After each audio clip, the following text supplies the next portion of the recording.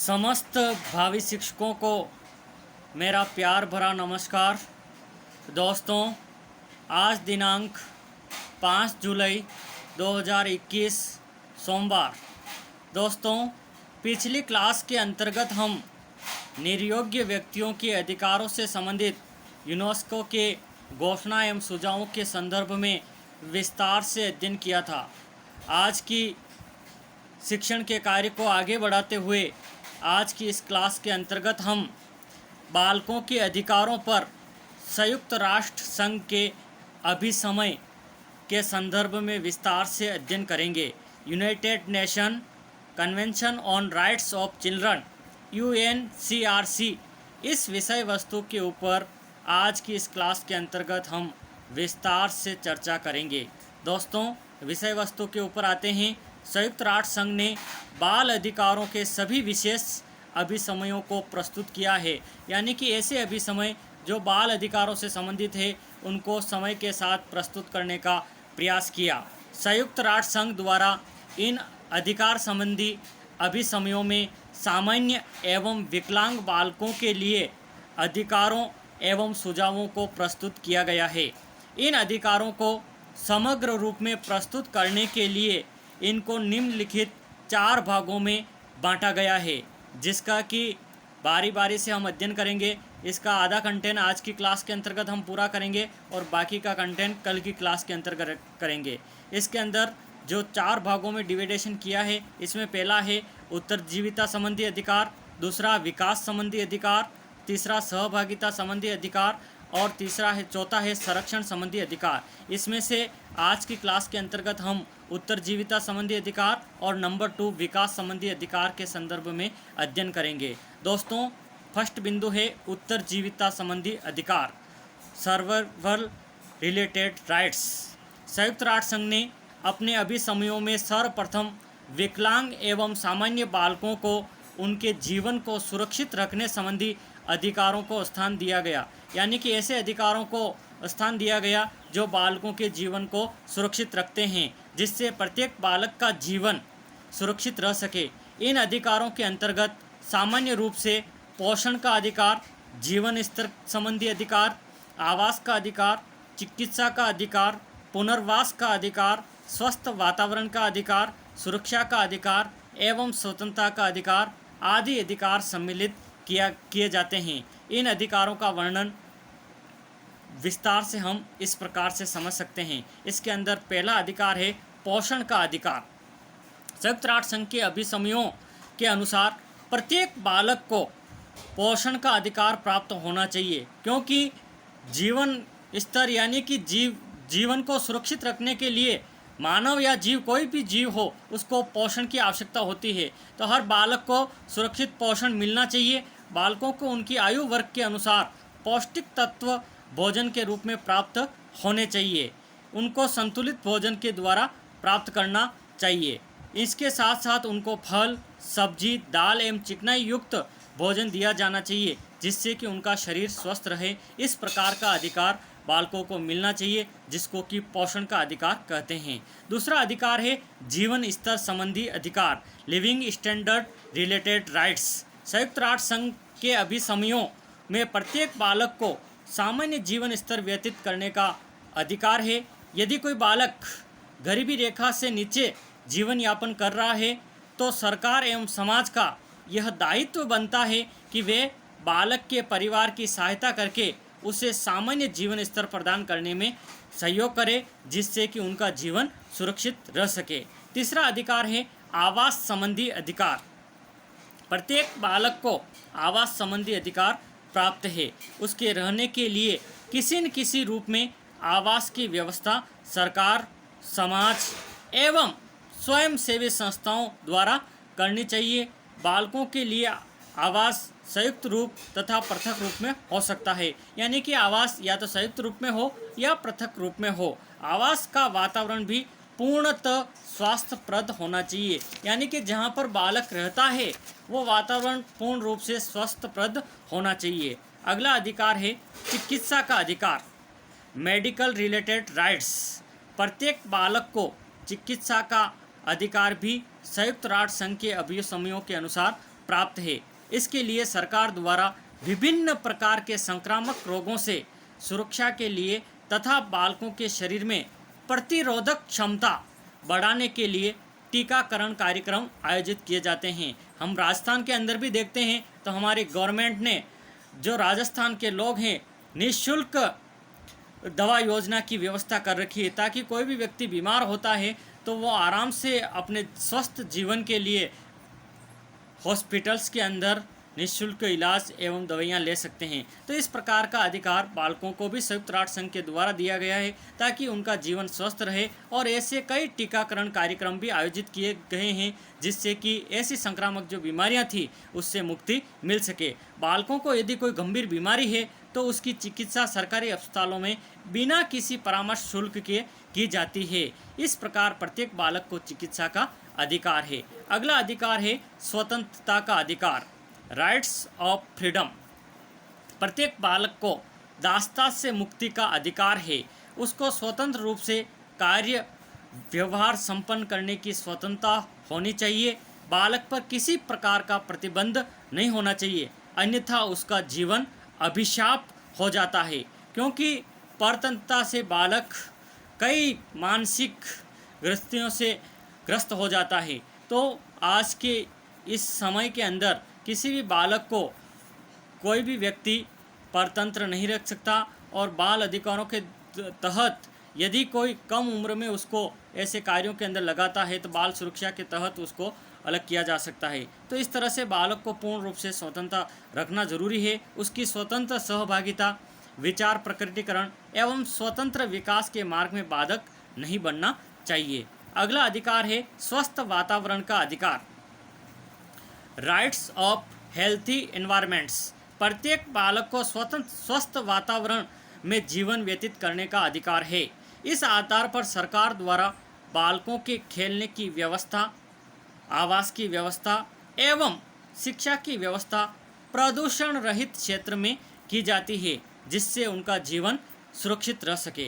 दोस्तों, अगला अधिकार है सुरक्षा का अधिकार, राइट्स ऑफ सिक्योरिटी। प्रत्येक बालक को अपनी शारीरिक एवं मानसिक सुरक्षा का अधिकार है। किसी भी बालक को मानसिक प्रताड़ना देकर उसका मानसिक शोषण नहीं किया जा सकता। इसके साथ साथ बालक के साथ किसी भी प्रकार की हिंसा करके उसे शारीरिक हानि नहीं पहुंचाई जा सकती। यदि इस प्रकार की घटना देखी जाती है तो सरकार द्वारा बालक को पूर्ण रूप से सुरक्षा प्रदान की जाती है। इस प्रकार दोस्तों, प्रत्येक बालक के जीवन को सुरक्षित रखने के प्रत्येक अधिकार एवं प्रयास को अभी समय के अंदर प्रस्तुत किया गया, जिससे विकलांग एवं सामान्य बालक अपना जीवन आनंदपूर्वक व्यतीत कर सके। तो दोस्तों, इस प्रकार से ये पहला अधिकार था उत्तरजीविता संबंधी अधिकार। दूसरा मुख्य अधिकार है विकास संबंधी अधिकार, डेवलपमेंट रिलेटेड राइट्स।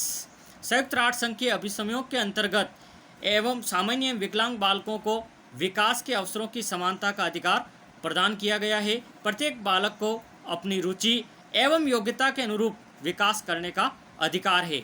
विकास संबंधी अधिकारों को निम्नलिखित बिंदुओं के अंदर सम्मिलित किया गया है, जिसका विस्तार से अध्ययन हम इस प्रकार से कर सकते हैं। इसके अंतर्गत पहला बिंदु है शैक्षिक विकास संबंधी अधिकार, एजुकेशनल डेवलपमेंट रिलेटेड राइट्स।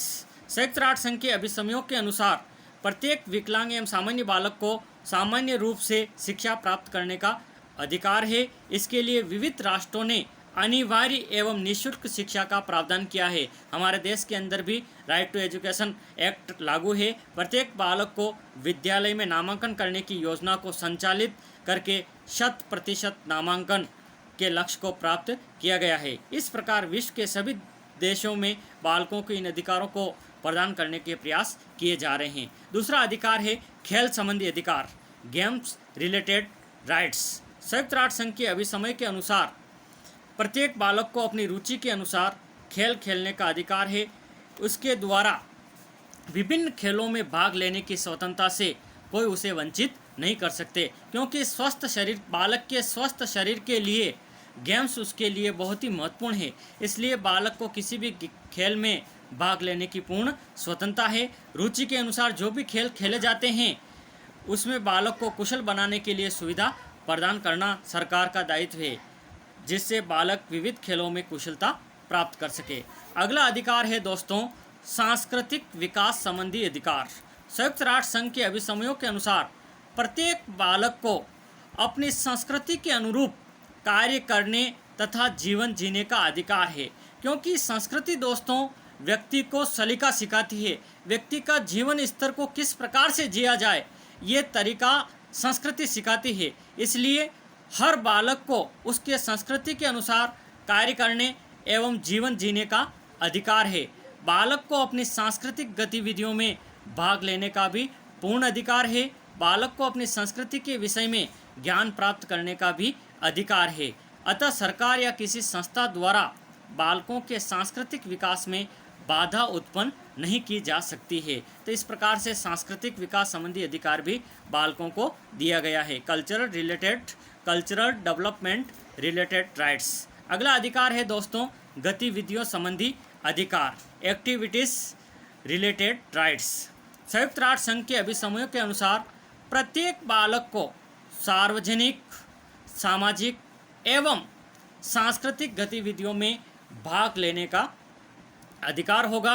विद्यालय व्यवस्था में पाठ्य सहगामी क्रियाओं में भाग लेने का अधिकार बालकों को है, क्योंकि पाठ्य सहगामी क्रियाओं के द्वारा ही बालक के मानसिक विकास को और भी ज़्यादा विकसित किया जाता है। इसलिए सभी पाठ्य सहगामी क्रियाओं में बालक अपनी रुचि एवं क्षमता के अनुसार भाग ले सकता है। सरकार, विद्यालय एवं स्वयंसेवी संस्थाओं द्वारा छात्रों में निहित योग्यताओं को विकसित करने के लिए गतिविधियों की व्यवस्था की जाएगी, जिससे उसकी योग्यता का विकास हो सके, जिसका लाभ संपूर्ण समाज को प्राप्त हो सके। अगला अधिकार है दोस्तों सूचना संबंधी अधिकार, इंफॉर्मेशन रिलेटेड राइट्स।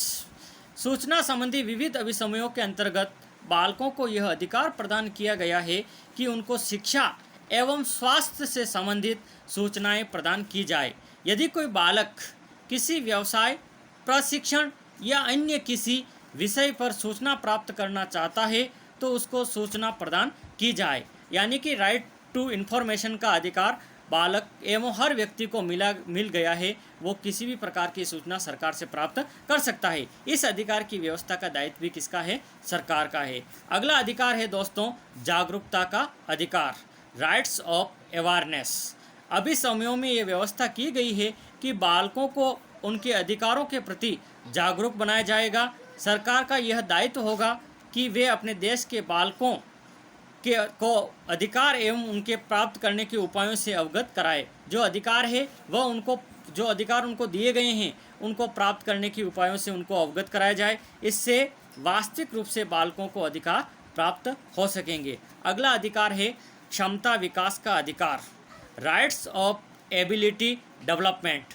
प्रत्येक बालक को कोई न कोई विशेष क्षमता या योग्यता विद्यमान होती है। दोस्तों ये बात मैं इसका जिक्र पहले भी कर चुका हूँ कि हर व्यक्ति के अंदर कुछ न कुछ खूबी अवश्य होती है। आवश्यकता इस बात की है कि उस बालक एवं व्यक्ति के अंदर जो खूबी है उसको उस अध्यापक को समझने की आवश्यकता है और उस खूबी को देख करके बालक को उस क्षेत्र में आगे बढ़ाने का कार्य करे। इस प्रकार का कार्य करना जरूरी है। हर व्यक्ति के अंदर कुछ न कुछ एबिलिटीज, योग्यता जरूर विद्यमान होती है। यदि उस उचित वातावरण उसको प्रदान किया जाता है तो निश्चित रूप से उस योग्यता का उसमें विकास हो जाता है। यदि उसको उचित वातावरण नहीं मिलता है तो उसकी क्षमता का विकास नहीं हो पाता। इस वातावरण को उपलब्ध कराने का दायित्व भी सरकार का है। अगला और अंतिम अधिकार है रुचि के अनुसार विकास, डेवलपमेंट अकॉर्डिंग टू इंटरेस्ट। प्रत्येक बालक को उसकी रुचि के अनुसार विकास करने का अधिकार होगा। जैसे एक बालक भारतीय सेना में अपना भविष्य देखता है, इस कार्य के लिए उसमें योग्यता है, तो सरकार एवं विद्यालय व्यवस्था दोनों को ही उसको भारतीय सेना में नौकरी प्राप्त करने संबंधी निर्देशन, परामर्श एवं सूचनाएं प्रदान करनी होगी। यह प्रत्येक छात्र का अधिकार है। तो दोस्तों इस प्रकार से आज की इस क्लास के अंतर्गत हमने 4 अधिकारों में से मुख्य रूप से 2 अधिकार, उत्तरजीविता संबंधी अधिकार और विकास संबंधी अधिकार के संदर्भ में विस्तार से अध्ययन किया। दोस्तों कल की क्लास के अंदर जब भी हम मिलेंगे 2 अधिकार इसके और बाकी रह रहे हैं। तीसरा अधिकार है सहभागिता संबंधी अधिकार और चौथा संरक्षण संबंधी अधिकार। इसको अगली क्लास के अंतर्गत हम समझने का प्रयास करेंगे। दोस्तों आज की क्लास के अंदर इतना ही। जय हिंद, जय भारत।